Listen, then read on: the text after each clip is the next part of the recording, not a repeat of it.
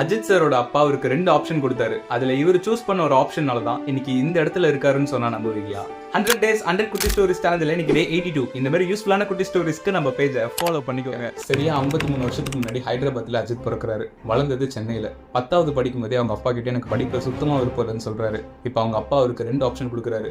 ஃபர்தரா படிக்கிறதுக்கு எந்த சப்போர்ட்னாலும் நான் பண்றேன், அப்படி இல்லைன்னா வேலைக்கு போ, வீட்டுல சும்மா இருக்காதுன்னு சொல்றாரு.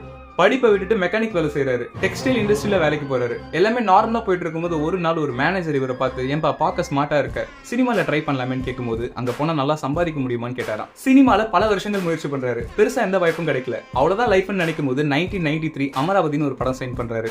அஜித்னு ஒரு புது நடிகர் வந்திருக்கான்னு எல்லாரும் பேச ஆரம்பிக்கிறாங்க. படங்கள் நடிக்கும் போதே அவரோட பேஷனான ரேசிங்லயும் ஃபோக்கஸ் பண்ணாரு. ஒரு பெரிய ஆக்சிடென்ட்ல டாக்டர் இதுக்கப்புறம் நீங்க பழையபடி நடக்கவே முடியாதுன்னு சொல்றாங்க. பட் இருந்தாலும் தன்னம்பிக்கையோட எழுந்து நின்று நிறைய படங்கள் பண்றாரு. சில ஃபிளாப்ஸ் வந்தாலும் 2007ல பில்லான ஒரு படம் ரிலீஸ் ஆகுது. அன்னைக்கு தேதியில